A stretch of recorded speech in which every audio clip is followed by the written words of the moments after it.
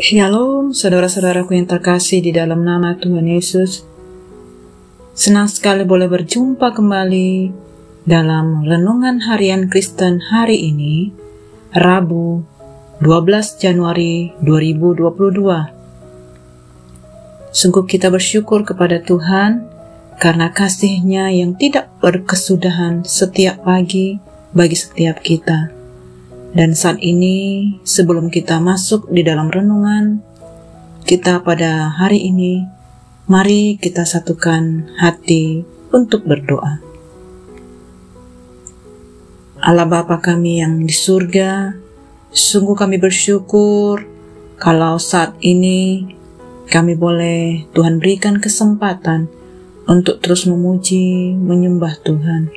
Dan pada saat ini kami rindu lebih lagi untuk mendengarkan firman-Mu. Ajar kami Tuhan untuk duduk diam mendengarkannya, dan dengan hati yang penuh sukacita kami boleh melakukan seluruh kebenaran firman-Mu. Roh Kudus yang memberikan kami pengertian, hikmat, pewahyuan yang daripada Tuhan, sehingga masing-masing pribadi kami Engkau penuhi dengan kasih-Mu ya Tuhan. Engkau berbicara kepada setiap kami pribadi lepas pribadi, dan Roh Kudus yang menyentuh hati kami sehingga ada perubahan hidup, ada pertobatan di dalam diri kami. Terima kasih Bapa, sepenuhnya Engkau ambil alih hidup kami, karena hanya Tuhanlah yang berdaulat dalam hidup kami. Terima kasih Tuhan, kami siapkan hati kami untuk mendengarkan firman-Mu. Hanya di dalam nama Tuhan Yesus kami berdoa. Amin. Nah, saudara-saudara yang dikasihi oleh Tuhan, judul firman Tuhan yang akan kita renungkan pada hari ini adalah Dandani Batiniah Anda. Nah, firman Tuhan ini tertulis di dalam 1 Timotius 2 ayat 8 sampai 15. Jika pada ayat sebelumnya Paulus menasihatkan tentang isi doa, maka kali ini Paulus juga melengkapinya dengan menjelaskan tentang sikap doa dan ibadah yang benar. Pertama, Paulus menasihatkan kepada kaum laki-laki agar ketika mereka berdoa, mereka melakukannya dengan tangan yang suci, tanpa amarah dan perselisihan. Rupanya sering terjadi pertengkaran di antara mereka, karena munculnya berbagai ajaran sesat dalam ibadah jemaat. Oleh sebab itu, Paulus memperingatkan mereka untuk mempunyai sikap hati yang tenang, hening, damai, bersih, dan fokus saat berdoa. Jadi tidak ada gunanya berdoa kepada Allah jika mereka masih mencemari diri dengan dosa.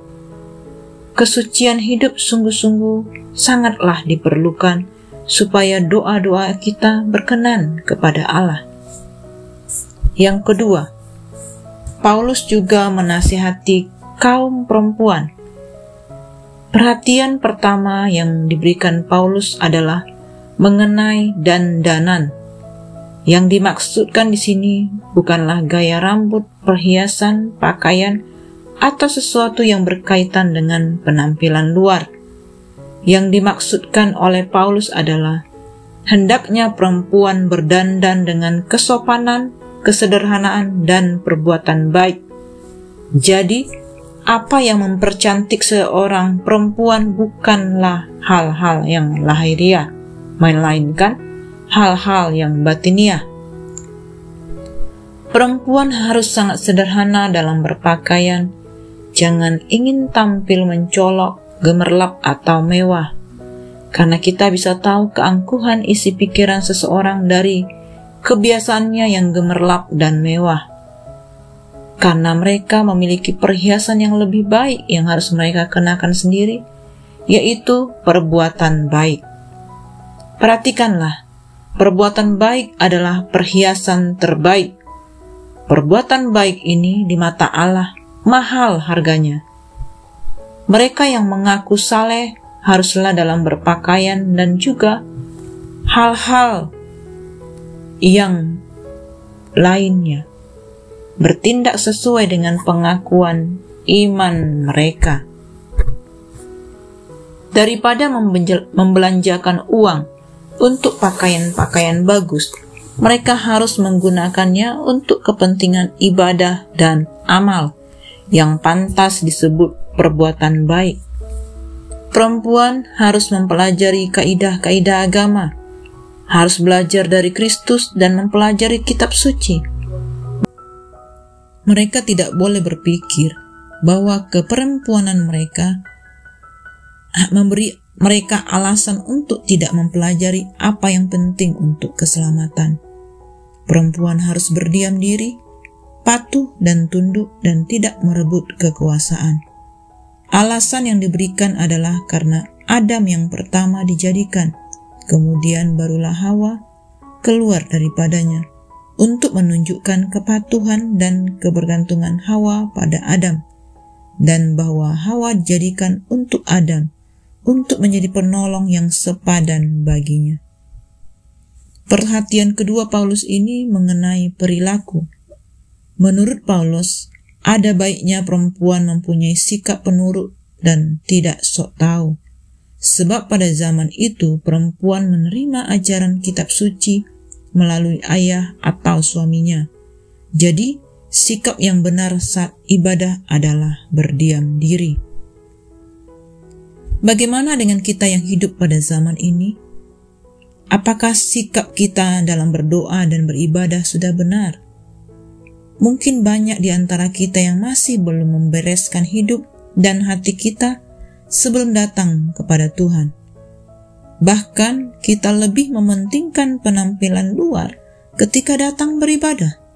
Kita lupa bahwa Tuhan menghendaki kesucian, kebaikan dan kepatuhan untuk datang kepadanya. Ibadah dan kehidupan jemaat tidak boleh seperti kelas yang bising, karena para murid menyanyi dan beraktivitas sesuka hatinya. Melainkan, tiap-tiap pribadi dalam jemaat haruslah hidup dan beribadah dengan cara yang layak dan bertanggung jawab di hadapan Tuhan dan sesama, sehingga menjadi paduan orkes yang harmonis, indah, menarik hati orang yang mendengarkannya. Oleh sebab itu, marilah kita mulai membereskan hati kita, berdandan untuk kebaikan dan kesederhanaan, serta berdiam diri di hadapannya, sehingga ibadah dan doa-doa kita berkenan di hadapan Tuhan. Demikianlah renungan firman Tuhan yang dapat kita dengarkan pada hari ini. Mari kita bersama-sama untuk semakin introspeksi diri kita, bagaimana selama ini kita beribadah kepada Tuhan. Nah, saudara-saudara, mari kita tutup di dalam doa. Terima kasih Bapa yang baik, kami sungguh bersyukur buat firman-Mu yang menegur kami, firman-Mu yang mengajar kami, bahkan firman Tuhan yang memberikan kami pengertian tentang kehidupan di akhir zaman ini. Ampuni kami Tuhan atas setiap kesalahan kami, atas hal-hal yang tidak sesuai dengan kebenaran firman-Mu. Biar kami sepenuhnya boleh lebih benar lagi untuk bersikap di dalam ibadah-ibadah yang ada. Ini kami Tuhan, layakkan kami lebih lagi. Kami menjadi pribadi-pribadi yang kudus di dalam Engkau. Mampukan kami ya Tuhan, karena Engkau yang sanggup untuk menolong kami. Terima kasih Bapa. Berkati kami sepanjang hari ini, apapun yang kami kerjakan, Tuhan membuatnya berhasil. Tuhan memberikan kami gairah, semangat yang lebih lagi untuk melakukan seluruh aktivitas pekerjaan kami. Bahkan kami yang masih sekolah, kami sebagai ibu rumah tangga, bahkan semua bagian-bagian yang kami kerjakan, kami percaya nama Tuhan dipermuliakan di dalam kami. Terpujilah nama-Mu ya Bapa. Hanya di dalam nama Tuhan Yesus kami berdoa dan bersyukur.